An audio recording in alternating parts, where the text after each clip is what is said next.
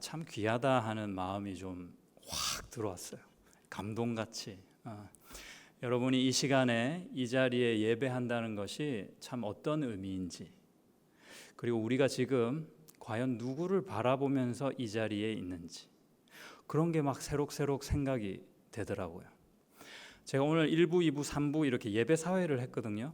그거하고 완전 다른 느낌이었어요. 아주 풋풋한 느낌으로 뒤에서 이렇게 찬양을 같이 했습니다. 여러분, 제가 한 가지 부탁을 드리고 싶은 게 있는데, 여러분은 지금 잠깐 저하고 짧게 기도하실 때 한번 이렇게 되새겨 봤으면 좋겠어요. 뭘 되새기느냐? 지금 내가 하나님하고 함께 있는가? 이 질문을 좀 해봤으면 좋겠어요. 바꿔서 하나님이 지금 나하고 함께 하시나? 내지는 하나님이 지금 이 자리에 함께 하시나? 또는 하나님이 지금 내가 드리는 이 예배를 받으실까? 이 질문을 한번 해보셨으면 좋겠어요. 뭐 다르게 어떻게 막 오버 리액션을 하고 이러자는 말이 아니라 우리의 마음, 우리의 중심을 좀 가다듬고 우리 다시 한번 주님 앞에 나아갔으면 좋겠습니다. 큰 소리 낼 필요 없고요. 내 고백을 하나님께 좀 드리는 겁니다. 하나님, 내가 이 자리 이 시간에 지금 살아 역사하시는 그분이, 우리 가운데 함께 하시는 그분이 나와 지금 나에게 요구하시는 것, 그 예배를 드리기를 원합니다. 되게 쉽죠? 저하고 잠깐만 같이 기도하면 좋겠습니다. 기도하겠습니다. 하나님 감사합니다.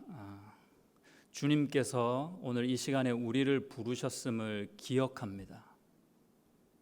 그리고 주님께서 함께 하시겠다고 한 약속대로 우리 가운데 임하여 계심을 믿습니다. 주님, 오늘 우리에게 말씀해 주시고 우리의 마음에 그 말씀 붙잡고 결단할 수 있는 용기를 주십시오. 세상을 따라 살지 않고 하나님 따라 살겠다고 고백하는 귀한 고백, 기도, 찬양이 있게 도와주시옵소서. 그런 예배를 드리고자 합니다. 나의 예배, 우리 청년부 공동체의 예배를 받아 주시옵소서. 예수님 이름으로 기도합니다. 아멘. 예, 감사합니다. 자, 수련회 여파가 좀 만만치가 않아요. 지금 보니까 한 저쯤에 이제 확진되신 분들이 앉아 계셨던 것 같아요. 듬성듬성하게. 웃을 일이 아니고 정말로 그 여러 가지 어려움 속에서 이렇게 안 좋은 소식도 있고 반갑지 않았지만은 이 자리를 지켜가고 계신 여러분, 그리고 또 온라인으로 예배하시는 여러분 한 분 한 분 정말 귀하고요, 축복합니다. 청년부의 저력들이십니다. 비전이 있어요. 우리 옆 사람에게 좀 이렇게 축복하고 감사하는 마음으로 이렇게 한번 인사하면 좋겠습니다. 당신 없인 못 살아요. 이렇게 한번 진심으로 고백하세요. 뭐 자리 잘 골라서 앉을 걸 그랬죠. 절호의 기회였는데 사실입니다. 우리 서로 없이는 못 살죠. 자, 여러분 이제 본문을 우리가 한번 읽을 텐데 읽기 전에 제가 질문을 드리고 생각을 하면서 한번 읽어보자고요. 오늘 본문은 달란트 비유입니다. 여러분 아마 잘 들어보시고 좀 내용을 익히 아시는 내용일 거예요. 그런데 달란트 비유를 쭉 읽을 텐데 읽으시면서 이 비유의 주제가 뭔가 한번 생각해 보세요.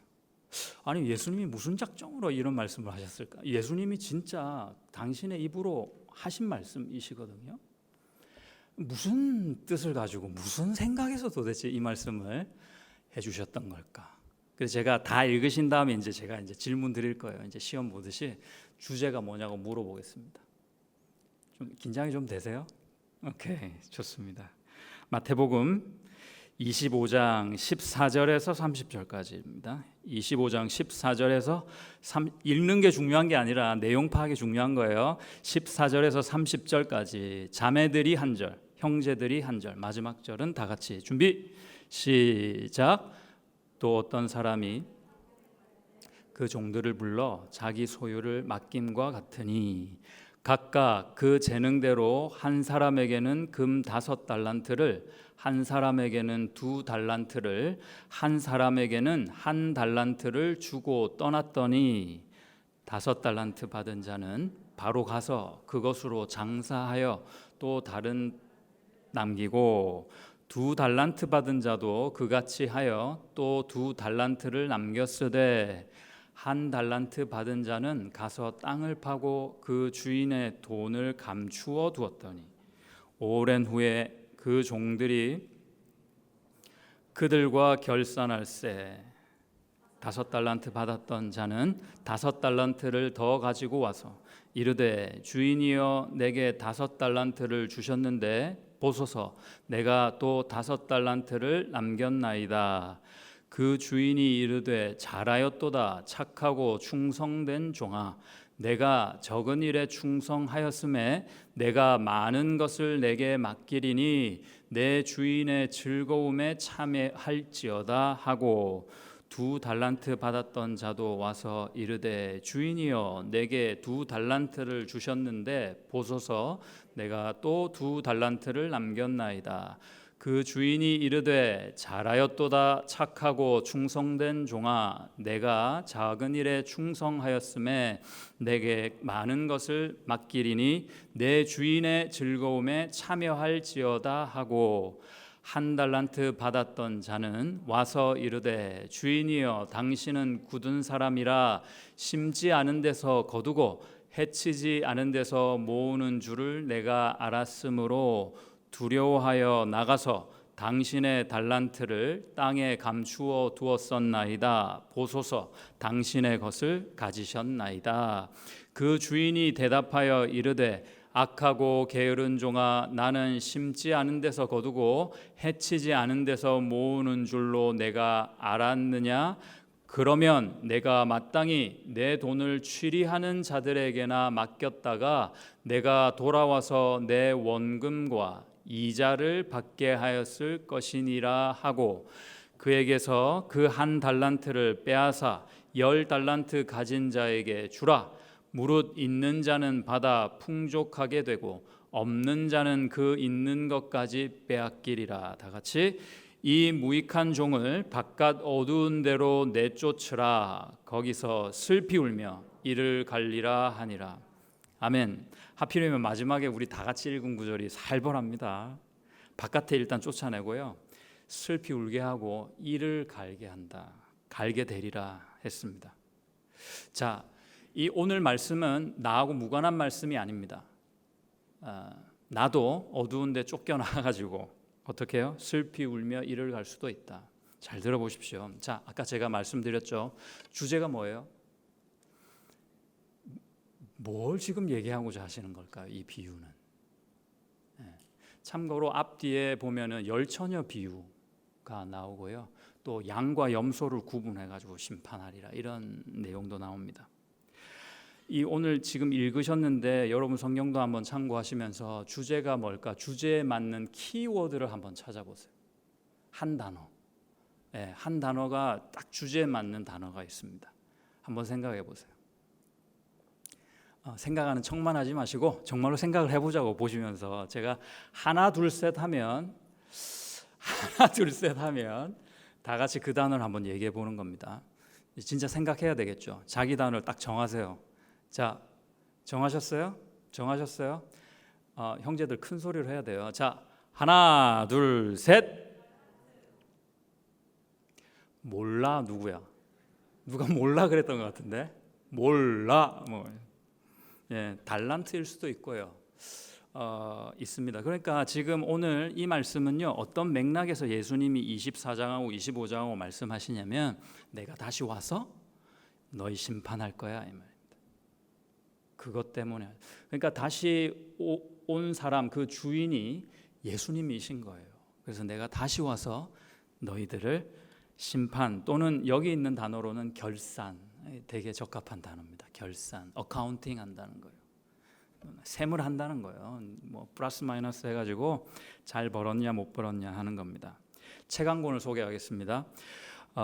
오늘 그 설교 제목은 뭐 얼떨결에 정해지기도 했지만 참 잘 지은 것 같아요. 왜냐하면 제가 요즘 AI 인공지능에 관심이 많거든요. 그래가지고 관련 책 이걸 읽고 있는데 이제 회장님한테 카톡이 왔더라고요. 그래가지고 회장님이 아니구나 목사님한테 우리 의논하면서 얘기가 돼가지고 그냥 이 제목으로 하면 좋겠다 했습니다. 빌 게이츠가 얼마 전에 이 책을 추천했어요. 현재 그리고 미래를 가장 잘 파악하고 예견할 수 있는 책. 꼭 2권을 읽으라고 하면은 그 중에 한 책이 이 책이라고 합니다. 닉 보스트롬이라는 옥스퍼드 철학과 교수인데요. 인지과학, 사람에 대한 연구를 아주 깊이 있게 하시는 분이고 이 인공지능이나 인지과학에 있어서 선두주자입니다. 그분의 책인데 제가 강력히 추천합니다. 슈퍼 인텔리전스. 저게 만약에 굳이 번역을 하자면 초지능 정도 될 거예요. 오늘 제목이요. 우리가 잘 아는 스티븐 호킹 박사, 지금 고인이 돼서 안 계신데요. 그리고 테슬라의 창업주죠. 일론 머스크가 이 부분에 대해서 의견을 같이 한 게 있어요. 반대하는 거예요. 호킹은 말하기를 인공지능이 생기면 인류가 멸망할 것이다 그랬습니다. 여러분, AI가 생겨나면요, 우리 인간 사회가 무너진다고, 인류가 멸망할 것이라고 호킹은 얘기했습니다. 머스크는요, 인공지능 때문에 우리 사회는 핵폭탄보다 더 큰 재앙을 만나게 될 것이다 이랬습니다. 아니, 일론 머스크는 우리 알다시피 테슬라 차주잖아요. 근데 테슬라가 인공지능을 바탕으로 해가지고 자율주행 지금 막 이렇게 막 많이 개발하고 이미 시중에 나온 차들도 많거든요. 근데 그분이 이렇게 강하게 반대했습니다. 그런데 인공지능에는 2가지 종류가 있는 거예요. 뭐냐면은 첫 번째는 그야말로 AI예요. Artificial Intelligence. 인공지능인데 어떤 한 분야, 걸음마 단계죠. 어떤 한 분야에만 특출나 있는, 특화된 그런 인공지능이 있습니다. 예를 들면은 의료기기 요즘 이렇게 할 때 인공지능으로 진단도 하고 그 분야에 아주 사람보다 탁월한 기계들이 많거든요. 그리고 자율주행도 마찬가지죠. 그리고 여러분 페이스북 하시는지 모르겠지만은 딥페이크 맞나요? 딥페이크 맞죠? 그러니까 페이스북 이용자의 97%의 얼굴 인식을 딥페이크 기술로 할 수 있대요. 페이스북 이용자가 어마어마한 수가 있거든요.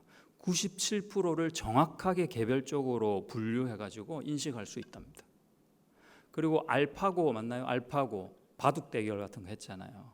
그래서 알파고가 이세돌을 그냥 쉽게 이렇게 이기는 모습도 종종 봤습니다. 그야말로 AI 이거는요 약한 지능이라고 분류합니다. 책에서. 그래서 인간의 삶을 복되게 하는, 좋게 해주는, 편리하게 해주는 의미에서 긍정적으로 약한 지능인데 호킹과 머스크가 반대했던 건 뭐냐면요 강한 지능입니다. 슈퍼 인텔리전스예요. 그건 뭐냐면요 AI에서 G가 들어가요. 제너럴이 들어가요. Artificial General Intelligence입니다. 어느 한 분야에만 특화된 게 아니라 사람처럼 다방면에서 특출난 거예요. 다방면에서 인간의 지능을 훨씬 뛰어넘는 능력을 보여주는 겁니다. AGI라고 합니다. 이걸 강하게 반대한 거예요. 왜냐하면은 이 AGI에 대해서 산출되어지는 그런 문명들이 결국 인간을 멸망시킬 것이다라고 보는 겁니다. 그런데 이 AGI 기술은 아직 아주 걸음마 단계라고 합니다. 그런데 결국 시작하면요 자연스럽게 그 끝을 달려가게 돼 있다고 보는 거예요. 막 섬뜩하지 않아요? 제가 이제 최근에 좀 관심을 받고 이렇게 막 찾아보고 있는 중입니다. 그런데요, 오늘 본문 제목이 호킹과 머스크가 반대한 것인데 좀 줄였어요. 주보에 너무 이렇게 길게 내면 안 돼가지고 뒤에 빠진 게 있어요. 2사람이 반대한 것과 2사람이 모르는 것입니다. 원래 제목은. 이 사람이 반대한 것은 강한 지능, 슈퍼 인텔리전스는 인류에 도움이 안 될 거라고 강하게 반대를 했거든요. 그런데 그 사람들이 결국 몰랐던 것이 있습니다. 그렇다고 제가 슈퍼 인텔리전스를 강하게 찬성하는 쪽도 아닙니다. 여러분, 호킹과 머스크가 슈퍼 인텔리전스를 바라볼 때 느끼는 감정이 뭘까요? 결국 어떤 감정을 가지고 있는 것 같아요? 두려운 겁니다. 두려운 거예요. 우리가 망할까 봐 두려운 겁니다. 뭘 두려워합니까? 인류의 멸망이죠. 여러분은 좀 어떠세요? 이미 알고 계신 분도 있고 아니면 지금 얘기를 들을 때 좀 같이 이렇게 덩달아 약간 겁이 나고 그러시진 않으세요? 이건 우리의 현실이 곧 닥쳐질 현실이에요. 자, AI는요, 결론부터 말씀드리면 막연한 두려움의 대상은 아닙니다. 인류의 생명을 위협할지도 모르나 우리가 막연히 두려워할 만한 대상이 아닙니다. 왜 두려우냐? 일종의 무지, 알지 못해서입니다. 중요한 걸 모르는 겁니다. AI는 무엇을 모르느냐? 호킹과 머스크를 포함해서 사람들은 무엇을 모르냐면은 AI를 만들 수 있는 인간을 결국 하나님이 만드셨다는 것을 모르고 있습니다. 하나님이 쏙 빠지면요, 우리는 다 두려워하는 게 정상입니다. 많이 두려워하면 할수록 그 사람은 트인 사람이에요. 뭔가 아는 사람이라는 겁니다. 오늘 그 말씀을 좀 드리고자 합니다. 본문을 한번 다시 보시죠. 14절 15절입니다. 오늘은 저하고 여러분이 성경 공부를 좀 차근차근 한번 해보겠다 그 생각하시면 딱 맞겠습니다. 자, 한번 보세요. 본문 14절 15절 보십시오. 또 어떤 사람이 타국에 갈 때 그 종들을 불러 자기 소유를 맡긴 것 같으니 각각 그 재능대로 한 사람에게는 금 5, 한 사람에게는 2달란트를, 또 한 사람에게는 1달란트를 주고 떠났습니다. 좀 감이 잡히시죠? 타국으로 가신 그 주인은 누구세요? 예수님이세요. 지금 우리 세상에 남겨져 있고 그분은 잠깐 가셨다가 그 나라가 예비되면 다시 오실 것이기 때문이겠죠. 자, 본문에 충실하면 어떤 사람에게는 1달란트, 어떤 사람에게는 3, 5을 줬는데 무엇에 따라 줬다고 합니까? 무엇에 따라 그 사람에게 이렇게 다른 달란트를 줬다고 해요? 네, 재능이에요. 재능이 있다는 겁니다. 어떤 사람은 5달란트만큼 다룰 수 있는 능력이 또는 재능이 있다고 주인이 너는 그 정도는 할 거야 하고 5을 준 거예요. 어떤 사람은 3, 어떤 사람은 1를 줬어요. 근데 주인이 예수님이라는 면에서 보면은 예수님이 아마 그 재능을 바로 정확히 판단하셨을 겁니다. 틀리지 않으셨을 거예요. 근데 좀 궁금해요. 왜 그 사람에게는 1달란트라도 주셨을까? 그런 재능이 없어 보이는데 말이죠. 16, 17, 18 형제들. 자, 형제님들, 회장님 이거 히터 꺼도 될 것 같아요. 감사합니다. 우리 좀 더운 것 같아요, 그죠? 덥지 않아요? 춥지는 않으시죠? 졸리면 안 되니까. 16, 17, 18 형제들 한번 읽어주십시오. 시작. 5달란트 받은 자는 바로 가서 그것으로 장사하여 또 5달란트를 남기고 2달란트 받은 자도 그같이 하여 또 2달란트를 남겼으되 1달란트 받은 자는 가서 땅을 파고 그 주인의 돈을 감추어 두었더니, 다들 장사를 했더니 결과가 나왔잖아요. 결과물이 5달란트 받은 자는 다 딱 배 장사를 한 거예요. 5달란트는 열이 되고요. 그리고 3달란트 받은 자는 6달란트가 됐습니다. 돈이 많다고 해서 장사가 더 잘 된다는 법칙은 여기 없거든요. 물론 도움은 되겠지만, 근데 공교롭게도 자기가 가지고 있는 만큼 배장사를 한 겁니다. 자, 19절부터 22절, 23절까지 한번 보죠. 19절에서 23절 자매님들 한번 읽겠습니다. 시작.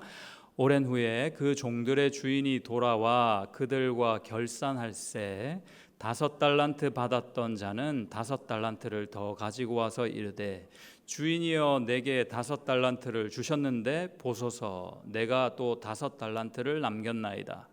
그 주인이 이르되 잘하였도다 착하고 충성된 종아 내가 적은 일에 충성하였음에 내가 많은 것을 내게 맡기리니 내 주인의 즐거움에 참여할지어다 하고 2달란트 받았던 자도 와서 이르되 주인이여 내게 2달란트를 주셨는데 보소서 내가 또 2달란트를 남겼나이다. 그 주인이 이르되 잘하였도다 착하고 충성된 종아 내가 적은 일에 충성하였음에 내가 많은 것을 내게 맡기리니 내 주인의 즐거움에 참여할지어다. 네, 이 부분에서는 한 가지만 집중하죠. 칭찬한 내용, 착하고 충성됐다 칭찬을 했고요. 또 작은 일에 충성했다. 그리고 많은 것을 맡기겠다. 이렇게 약속하셨습니다. 마지막에 내 주인의 즐거움에 참여하자. 이렇게 초청하시듯 칭찬해 주셨습니다. 네. 24절, 25절 보니까 이제 이게 좀 반전이 돼요. 분위기가 좋던 분위기에서 싹 이제 찬물이 엎어졌는데요. 보면 1달란트 받았던 자는 와서 이르되 주인이여 당신은 굳은 사람이라 심지 않은 데서 거두고 해치지 않은 데서 모으는 줄을 내가 생각했으므로 두려워하여 나가서 당신의 달란트를 땅에 감추어 두었었나이다. 보소서 당신의 것을 이제 가지셨나이다. 주인에 대해서 이 사람이 어떻게 생각했어? 주인은 어떤 사람이다? 굳은 사람입니다. 굳은 사람이라는 뜻은요, 목이 굳어서 이렇게 뭐 교만한 사람 뭐 이런 내용이 아니고요. 막연히 성질이 더러운 사람 이런 것도 아닙니다. 금전적인 게 있어요. 그러니까 수치가 틀리면 막 짜증을 내는 사람입니다. 결산하는 사람이라는 뜻입니다. 그러니까 뭐 이렇게 하다가 플러스 마이너스가 안 맞고 뭐가 이렇게 돈이 비잖아요. 그럼 엄청 화를 내는 사람, 그런 사람으로 보았습니다. 그래서 영어로 보니까 exact라고 되어 있는데 비슷한 뜻입니다. 손해를 보지 않는 사람. 그래서 돈 앞에서는 바늘이 안 들어가는 사람. 이건 무슨 말인지 좀 이해가 되세요? 철면피 같은 사람 그런 분입니다. 그런데 주인이 그런 사람이 아니거든요. 그런 사람일 것 같으면 뭐하러 자기가 떠나는데 종들에게 자기가 돈을 맡기겠어요. 더군다나 재능 따라 줬는데 마지막에 1달란트 준 사람은 1달란트의 가치도 없는 능력을 가지고 있었던 사람이거든요. 주인을 오해한 거죠. 자, 다 같이 26절에서 30절 마지막으로 한 번 더 읽어봅시다. 26절에서 30절 시작. 그 주인이 대답하여 이르되 악하고 게으른 종아 나는 심지 않은 데서 거두고 해치지 않은 데서 모으는 줄로 내가 알았느냐. 그러면 내가 마땅히 내 돈을 취리하는 자들에게나 맡겼다가 내가 돌아와서 내 원금과 이자를 받게 하였을 것이니라 하고 그에게서 그 1달란트를 빼앗아 10달란트 가진 자에게 주라. 무릇 있는 자는 받아 풍족하게 되고 없는 자는 그 있는 것까지 빼앗기리라. 이 무익한 종을 바깥 어두운 데로 내쫓으라. 거기서 슬피 울며 이를 갈리라 하니라. 아멘. 자, 여러분 이제 되게 중요한 이제 핵심에 우리가 도달했어요. 가장 궁금한 게 있어요. 주인이 왜 이렇게 화를 냈을까? 그냥 언뜻 보기에는 왜 화를 낸 것 같으냐면은 다른 사람 다 배장사를 했는데 2배로 이렇게 불려놨는데 이 사람은 그냥 땅에 묻어놔서 더 벌 수 있었는데 주인이 더 못 번 것처럼 보여집니다. 그렇죠? 근데 사실은 말씀을 자세히 보니까 그렇지 않다는 겁니다. 악하고 게으른 종이라 그랬거든요. 게으른 것은 뭐 일을 안 했으니까 게으르다고 쳐요. 근데 왜 악할까요, 이 사람이? 무익한 종도 어느 정도 말이 돼. 뭐 이익을 못 가져다 줬으니까 무익하다 할 수 있잖아요. 그런데 왜 이 사람이 악합니까?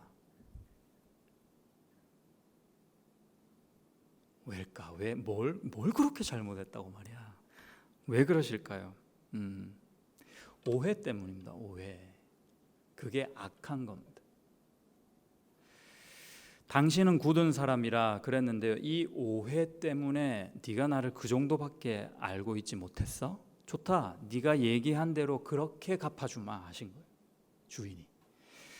그 오해 때문에 주인이 노했던 겁니다. 그 주인에 대해서 오해했기 때문에 이 종은 마음에 두려움이 생긴 겁니다. 주인에 대해서 잘 모르니까 막연한 두려움으로 언제나 살았던 겁니다. 주인이 없고 다시 올 걸 생각하니 또 더 두려웠던 겁니다.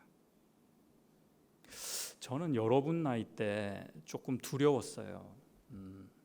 야, 이거 뭐 결혼할 수 있을까?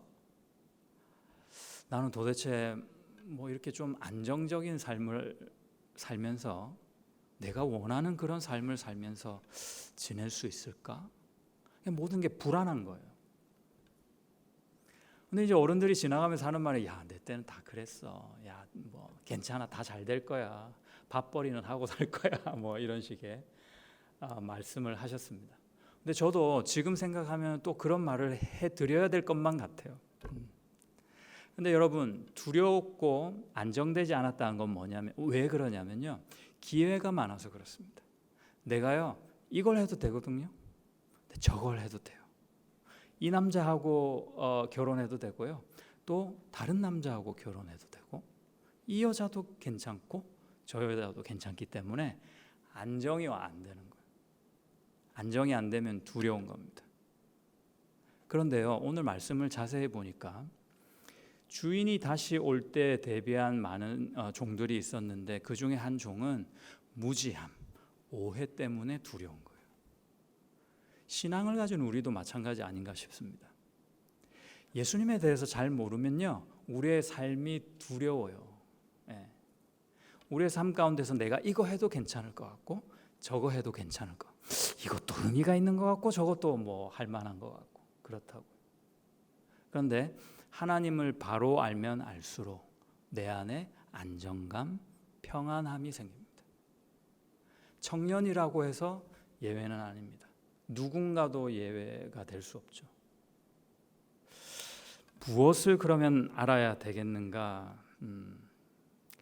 인류를 위협하는 것이 여러분 따지고 보면 AI만 있나요? 그렇지 않죠. 여러분, 앞으로 12년 정도면요, 인류의 먹거리가 거의 절반으로 줄어들고 사라질 수 있는 위기가 온다고 합니다. 기후변화 이런 건 어때요? 기후위기 이런 것도 인류를 위협하고 있어요. 아주 심각하게 말이죠. 발등에 떨어진 불 같은 거예요. 그런 것들도. 전쟁의 위협은 우리 지금 없어요. 그냥 우크라이나 러시아 문제뿐만, 그냥 저기 먼 나라들 일이에요? 안 그렇죠. 사실 얽히고 설켜서 국제관계가 그렇게 만만치가 않죠. 뿐만 아닙니다. 지금 팬데믹을 여러분이 겪고 있는데 코로나, 코비드, 지금 우리가 겪고 있는 코비드는 아주 미약한 거예요. 강도가 약하다는 겁니다. 얼마 전에 제가 한국 뉴스 보니까 빌 게이츠가, 또 오늘 빌 게이츠 많이 나오네요. 빌 게이츠가 그러더라고요. 준비해야 된다고. 또 다른 종류의 팬데믹이 올 거라고. 그러니까 코빗의 종류가 아니라 또 다른 형태의 바이러스, 완전히 다른 종류의 그것이 올 거라고. 그러니까 얼마를 들여서 빨리 준비해야 된다고 그런 얘기를 하는 거 들었습니다. 우리를 위협하는 요인들은 이 세상에 많이 있습니다. AI 그 중에 하나입니다.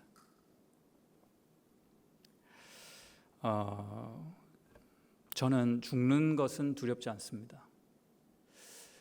세상에 구걸하듯이 그렇게 붙어있고 세상 아니면 안 된다고 하는 내 마음이 더 가련합니다.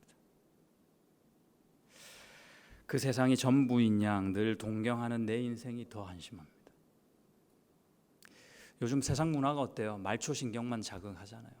더 자극적인 것을 보여주고 거기에 붙어있게 함으로써 우리를 종으로 삼고 있는 모습 아닙니까? 근데 또 그게 어쩔 때는요, 유튜브로 이렇게 보다가 여러분 그런 거 느껴본 적 있어요? 쉬는 날이야. 근데 유튜브로 계속 봐. 몇 시간 지났어요. 정말 이제 토가 나올 정도로 유튜브가 보기 싫어. 근데 내 손은 또 다른 걸 클릭하고 있는. 아유, 큰일입니다. 목사가 이 정도니 큰일입니다. 그런 세상 문화에 푹 쩔어 있는 내 마음이 더 위태롭고 혐오스럽습니다. 나는 죽는 것이 두렵지 않습니다. 의미 없이 사는 것이 무섭습니다. 그러므로 우리가 여호와를 알자, 힘써 여호와를 알자. 자, 살벌한 이야기로 조금 넘어갈게요. 30절 보십시오. 30절. 이 종을요, 무익하다 그랬습니다. 무익한 종. 도무지 덕이 안 되고 이게 뭐 보탬이 안 되는 인간이야. 예? 유익한 종은 그럼 어떤 종일까요? 돈을 많이 벌어다 주면 유익한 종일까요? 하나님께 이득이 되는 것은요, 하나님의 마음을 바로 아는 그런 사람입니다. 이 종이 욕 들어 먹은 이유가 뭐라고요? 오해한 거거든요. 네가 나를 그렇게밖에 몰라 이거예요. 그래서 악하다 그러신 겁니다. 그 하나님의 마음을 바로 알아들이는 그 사람을 하나님은 유익한 종으로 부르시는 겁니다. 자매님들, 어떤 남친이 좀 좋은 남친이에요? 이렇게 직장이 번듯해가지고 항상 밥 먹으러 가면 늘 자기가 지갑을 열어, 늘 자기가 돈을 내.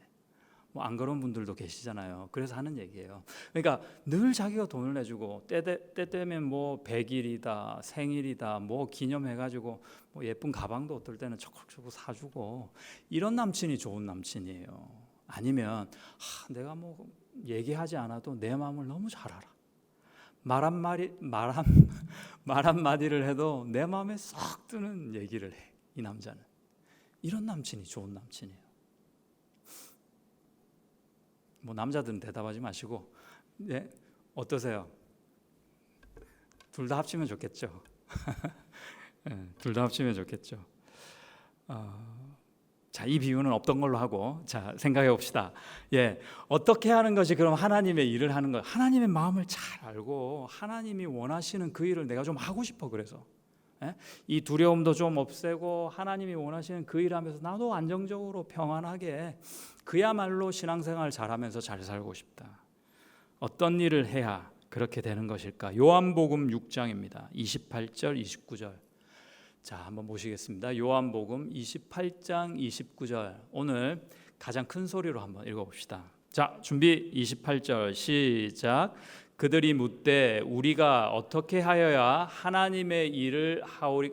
누군가 우리하고 지금 같은 질문을 한 거예요. 29절의 대답이 이렇습니다. 시작.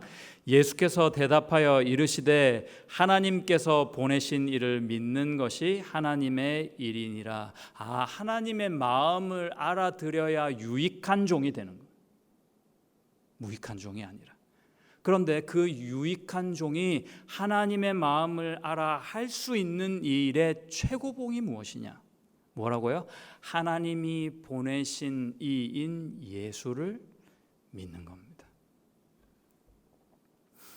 여러분, 예수 믿고 구원받으시기를 축복합니다. 아멘이십니까? 예수 믿어야 구원받습니다. 너무 원색적이죠. 왜냐하면 그것이요, 우리 한 사람 한 사람을 향한 하나님의 뜻이라서 그래요. 그거보다 더 숭고하고 가치 있는 일은 없죠. 예수 믿지 않는 이가 무익한 종이다, 이런 결론입니다. 지금 오늘 이 말씀은 내가 예수를 믿지 못하는 그 순간순간이 무익하고 하나님 앞에는 악하고 게으른 순간이란 말입니다. 그냥 쉬는 날 집에서 누워서 내가 하는 여가 생활 말고 그런 것들은 아무리 해도 괜찮아요. 이거하고 비하면 내가 예수님을 신뢰하고 걸어가는 그런 걸음들이 하나님이 보실 때는 나에게 유익이다 말씀하시는 겁니다. 여러분하고 상관없는 것 같으세요? 내가 예수님을 온전히 신뢰하지 못하고 예수님을 통해서 내가 죄사함 받았다는 확신이 없는 그 사람들을 오늘 말씀에 의하면 하나님은 뭐라고 불러요? 무익한 종이다 합니다. 뭐 나 좀 무익해도 돼. 나만 이익이 있으면 돼. 나는 뭐 하나님께 좀 무익해도 돼. 그렇게 생각하세요? 아니에요. 현실은 뭐냐면요, 그 무익한 종을 주인이 어디로요? 바깥 어두운 데로 내쫓는 겁니다. 우리가 죽고 난 다음에 심판이 없어. 그러면 저는요, 예수 안 믿어도 될 것 같아요. 예수 안 믿고 심판 안 받고 그냥 우리의 모든 게 사라져 버리면, 지금 내가 유로 있다가 내가 뭐로 이렇게 남자로 존재하고 있잖아요. 그러다가 죽었어요. 그런데 거기서 끝이에요. 연기처럼 파르르 하고 사라져 없어지는 존재라면, 저는 어쩌면 꼭 그렇다는 거 아니에요. 새겨 들으십시오. 예수 안 믿어도 괜찮지 않을까 싶기도 하네요. 여러분 어떠세요? 심판이 없다면요. 그런데 여러분, 현실은 무엇이냐면은 우리가 죽는 것은요, 육체의 마지막입니다. 그 다음에 우리의 존재는 계속돼요. 예. 육으로, 혼으로, 영으로 새롭게 나의 변함없는 존재가 계속된다니까요.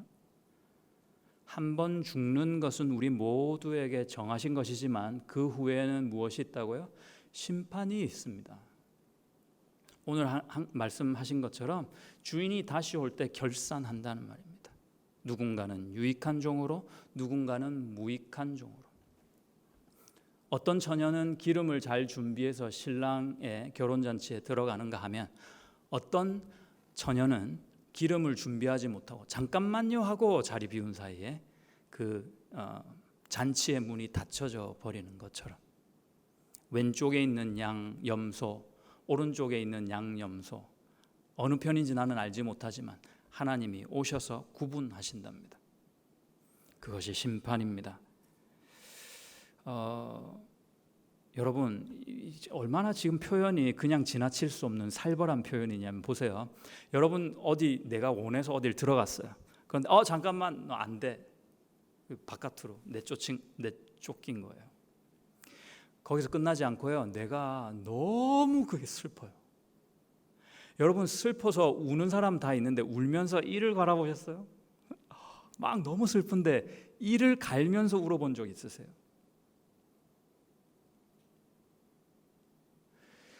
무익한 종이 그렇게 될 겁니다. 억울해서일까요? 원망스러워서일까요? 아니면 고통스러웠기 때문일까요? 중요한 것은 기회는 아직 있다는 겁니다. 주인이 아직 오시지 않았잖아요. 예수님이 오늘 오신 건 아니잖아요. 오늘 밤에는 또 어떻게 될지 모르는데 이 시간만큼은 예수님이 아직 오시지는 않았거든요. 예수님이 오실 날을 우리도, 그리고 예수님도 기다리고 있는 상태거든요. 더 늦기 전에 주님께 돌아가면 됩니다. 주님께서 원하시는 대로 내가 정말로 주님 앞에 내 죄를 고백하고, 그리고 이 죄를 예수님만이 십자가에서 해결하셨다라고 믿음으로 고백하고, 그 예수님을 부족하지만 주님, 제가 연약하고 죄 많지만 제 마음에 오시기 원합니다 하고 고백하고 주님을 초대하는 순간 나는 무익한 종에서 유익한 종으로 되는 겁니다.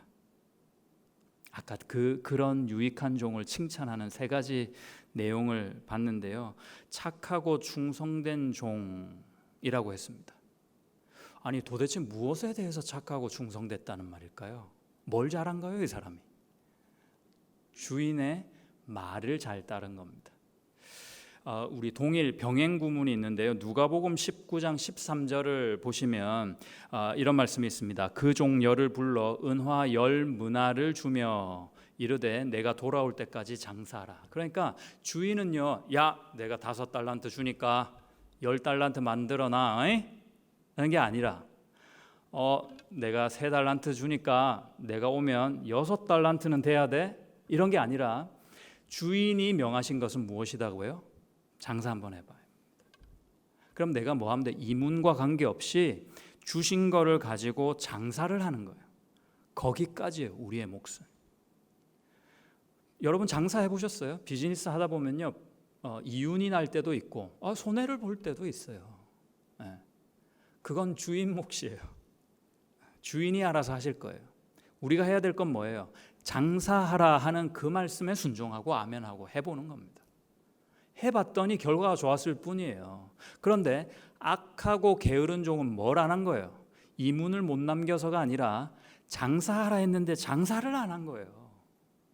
이유도 너무 구차해. 주인에 대한 오해 때문이었다는 거예요. 변명이 뭐예요? 오해가 있으니까, 잘 모르니까 두려워하는 거, 그런 거 아니겠습니까? AI 예를 아까 들었으니까 AI가 그렇게 인류를 위협할 수 있다. 좋다 이거예요. 좋다. 우리가 해야 할 일이 있죠. AI를 통해서 인류를 윤택하게 하는 방향성을 제시하면 됩니다. 내가 과학자가 되거나 아니면 내가 그런 메시지를 가지고, 뜻을 가지고 잘 가르치고 잘 사용하는 그 자리에 있어야죠. 그게 크리스찬이죠. 그것이 이 세상을 다스리라 하시는 하나님의 말씀을 순종하는 성도의 본분입니다. 창세기 1장 28절을 보십시오. 하나님이 그들에게 복을 주시며 하나님이 그들에게 이르시되 생육하고 번성하여 땅에 충만하라. 땅을 정복하라. 바다의 물고기와 하늘의 새와 땅에 움직이는 모든 생물을 다스리라 하시니라.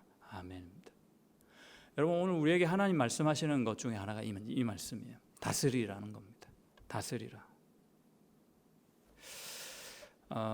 작은 일에 충성했다 했는데 절대 작은 일이 아닙니다. 한 달란트는요 거의 60문화에 가깝고요. 문화라는 단위는 노동자가 하루 일하면요 드라크마를 받거든요. 그런데 100드라크마가 한 문화입니다. 그러니까 한 문화를 계산하면요 보통 5일 근무를 하자면은 1년에 한 260일 정도를 일을 하거든요. 예를 들어서 기본급을 어떻게 잡을지는 모르겠지만 예를 들어 1년 기본급이 6만 불이다. 만약에 그렇게 따지면 6만 불을 1년에 버니까 260일이니까 100일로 따지면 한 23,077불 정도가 됩니다. 그런데 그 한 문화를 60을 곱해야 되니까 한 달란트는요 138만 5천 불이 많은 돈이죠.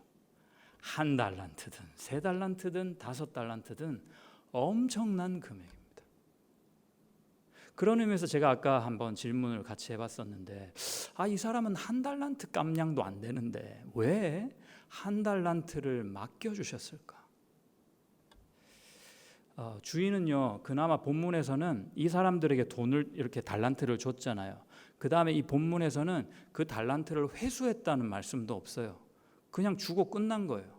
마지막에 어떻게 했어요? 한 달란트 있는 것 5달란트 있는 쟤한테 갖다 줘 그랬잖아요. 그러니까 주인이 자기가 받을 게 아니라 오히려 저 사람한테 주라는 거예요. 제가 볼 땐 처음부터 끝까지 이 주인은 다 준 것 같아요. 엄청난 금액입니다. 그러니까 이문을 보려고 달란트를 준 게 아니라 그 사람에게 투자한 겁니다. 돈 버는 것이 목적이 아니었다. 마태복음 10장에서는 여러분 주님이여 우리 머리카락 세신다고 하십니다. 이거는 그 정도로 우리를 사랑하신다 이런 뜻이지 그게 아니에요. 그 정도로 우리를 뭐 이렇게 알고 계시다 이런 뜻에서 그냥 비유로 한 말이지 그게 아니에요. 성경에 많은 비유가 있죠. 그런데 이런 말씀은 정말로 세신다는 거예요. 정말로 지금 내 머리카락이 몇 개인지 주님이 세신다는 사실적인 표현입니다. 내 머리카락을 세신 그만큼 나를 잘 알고 계신다는 실제적인 표현이라는 거죠. 나는 오히려 자꾸 자책하고 나는 왜 이 모양인가 아이고 또 실수했네 하면서 나 머리를 그냥 쥐어 뜯는데 우리 예수님은 하나님은 그 머리카락을 세신다는 거죠. 사실입니다. 너무 알고 싶으신 거죠. 나는 회사에서 좀 이렇게 하는 일이 시원찮아가지고 막 욕도 듣고요, 인기도 별로 없고 대접도 별로 못 받을 수 있어요. 그러나 우리 하나님은 안 그렇습니다. 집에 가도요 누가 나를 반기는 사람도 없고요, 자꾸 다 그치기만 해요. 뭐 시집가라 장가가라 뭐 직장을 어디 하라 뭐 그런데요 우리 하나님은 안 그래요. 친구들 사이에도 내가 웬만큼 인기가 있고 좀 누구라도 반겨줄 수 있으면 좋겠는데 썩 그렇지도 못해. 정말로 친한 친구도 없어. 우리 하나님은 그렇지 않습니다. 우리 하나님은 여기 계신 여러분 한 사람 한 사람이 최고로 소중한 것. 그래서 실제로 내 머리카락 개수를 알고 계시는 겁니다. 달란트가 무엇이냐? 우리가 쉽게 알듯이 단순히 재능이라고 생각하면 안 됩니다. 단순히 재능이 아니고요. 예를 들어 내가 외모가 좀 괜찮다. 이건 뭐 달란트가 될 수 있겠죠. 공부를 좀 잘한다. 머리가 좋거나 뭐 돈이 좀 있어. 뭐 인맥이 좀 좋아. 뭐 이런 것도 뭐 교회를 위해서 사용할 수 있는 달란트 될 수도 있겠습니다. 그런데 우리 공통적으로 하나님이 이 종들에게 준 어마어마한 가치 있는 달란트처럼 주신 게 있습니다. 그게 뭘까요? 내가 가진 이 어마어마한 138만 5천 불 그 이상의 가치를 가지고 있는 달란트. 그거 여러분 저는 인생이라고 생각합니다. 나에게 있는 시간이라고 생각합니다. 달란트가 화폐잖아요. 화폐 자체가 가치 있는 게 아니라 화폐를 통해서 내가 뭔가 바꿀 수 있다는 거잖아요. 변환의 가치가 있는 거거든요. 내가 이걸 통해서 뭘 다른 걸 할 수 있는 거예요. 수단의 가치가 있는 거예요. 여러분이 그런 달란트 다 가지고 계세요. 지금 여러분의 삶입니다. 여러분의 인생, 그리고 여러분이 가지고 있는 시간. 그 시간 자체가 중요한 게 아니라 그 시간을 통해서 어떤 열매를 만들 수 있다는 거예요. 그래서 가치 있는 겁니다. 그것이 여러분에게 주어진 달란트입니다. 그 엄청난 달란트로 뭘 할 거냐? 자, 이제 마지막입니다. 칭찬의 클라이막스입니다. 내 주인의 즐거움에 참여할지어다. 최고의 칭찬입니다. 달란트를 주신 이유와 목적이요, 주인의 즐거움을 같이 하자는 거예요. 그것 때문에 지금 주신 거랍니다. 그 귀한 돈을 버리다시피 투자한 이유가 받는 이들로 하여금 내가 이렇게 너무 즐겁고 좋은데 얘네들한테 어떻게 좀 가르칠 수 있을까, 나눌 수 있을까, 그래서 주신 거래요. 소위 말해서 돈 버는 기쁨을 좀 알게 해주고 싶으신 겁니다. 구원의 기쁨이죠. 내 인생 5를 들여서 또 다른 인생 5를 취하는 겁니다. 내 인생 누가 볼 때 3이라 할지라도 또 다른 3의 인생을 취하게 하는 겁니다. 거듭난 인생이죠. 인생을 벌게 하고 싶은 겁니다. 우리가 예수 믿고 구원받고 신앙생활하는 것만큼 즐거운 일은 없습니다. 여러분은 좀 어떠세요? 여러분은 좀 이렇게 신앙생활하고 하나님을 섬기는 게 막 즐거우세요? 감정적으로 joyful 하냐고? 아니면 오늘도 교회 가야 되고 뭐 해야 되고 사역해야 되고 연락해야 되고 아유 또 기도하라 그러니까 기도해야 되고 훈련 받아야 되고, 조금 즐겁지 않으세요? 즐겁지 않으면 안 해도 괜찮을 것 같아. 뭐가 잘못된 거거든요. 그게 정상이 아닙니다. 오늘 교회 와도 즐겁지 않아. 근데 다음 주에 또 교회 와. 난 참 이상한 사람 같아. 오늘 2시 예배 드리면서 하나님을 즐거움으로 바라보지 못해. 그런데 또 다음 주 2시에 그 자리에 앉아 있어. 정상이 아닙니다. 뭐에 지금 약간 홀려 계신 거예요. 즐거움을 찾든지 아니면 교회로 오지 마세요. 그 예배 아무도 안 받으세요. 그럼 누구를 위해서 예배하는 거야 도대체? 안 그래요? 내가 하나님을 바라보고 나아가지 못하는데 도대체 무엇을 위해서 나는 교회에 오는 겁니까? 자, 찬양을 해요. 우리 오늘 좀 어쿠스틱 분위기더라고. 찬양이 맞나요? 일부러 그런 거죠. 항상 그런 건 아니죠. 감사합니다. 자, 오늘 좀 이렇게 고요하게 이렇게 찬양을 하고 참 이렇게 깊이 있게 찬양을 했는데 이 찬양이 즐겁지가 않아. 또 일어서래. 일어서. 뭐 손을 들라 이런 거는 잘 안 하시더라고. 어른들은 항상 손 들라 그래요. 그것도 2손 들라 그래요. 힘들 때가 있어요. 어떨 때는. 자, 그런데 그게 즐겁지가 않아. 그럼 그 다음부터는 손도 안 들어야 되고요. 노래 안 하는 게 맞습니다. 사랑하는 연인에게 세레나데를 불러줘요. 창문을 열어다오. 너무 구닥다리인가 죄송합니다. 아무튼 자, 세레나데를 부르는데 이제 눈길은 다른 데로 가 있어요. 다른 사람을 탁 바라보면서 입만 그 사람에게 세레나데를 부른다. 그거 여러분 기분 나쁜 일 아니에요? 그런 노래를 들어봤어야 알지. 근데요 되게 기분 나빠요. 그런데 여러분 정말로 사실적이고 현실적으로 제가 딱 잘라서 말씀드릴게요. 마음이 없는 찬양은 하나님을 그런 감정에 휩싸이게 합니다. 기분 나쁘다. 참 기분 그렇다. 그러면 하나님을 위해서 어떻게 해야 돼요? 입을 딱 다물어야지. 그 노래 그만해야지. 그런 세레나데는 어떤 여인이 반기겠습니까? 우리 하나님이 우리한테 뭐 구걸하는 거름뱅이세요? 뭐가 부족해서요? 우리 하나님이 나 사랑하는 죄밖에 뭐 다른 게 있어요? 그렇죠. 오늘 뭐 청년부 말씀이 왜 이래? 오늘 청년부 미안합니다. 뭐 나도 했으니까 찬양이 왜 이래? 뭐 오늘 왜 그 자매는 왜 안 왔어? 오늘 뭐 여러 가지 이유가 있어요. 기분이 안 좋아. 마음에도 안 내키고. 근데 예배는 드려야겠어. 그걸 예배라고 하지 않습니다. 일단은 음악도 안 돼요. 노래도 안 돼요. 아무것도 아닙니다. 오히려 결산을 하자 치면 주인이 다시 돌아왔을 때 마이너스 재정입니다. 무익한 종은 그래서 밖으로 쫓겨나고요. 무엇 때문인지는 모르겠습니다. 아직 가보질 않아서 슬피 운답니다. 울 때여 이를 뻐덕뻐덕 갈면서 뭔가 참는지 억울한지 원통한지 모르겠습니다.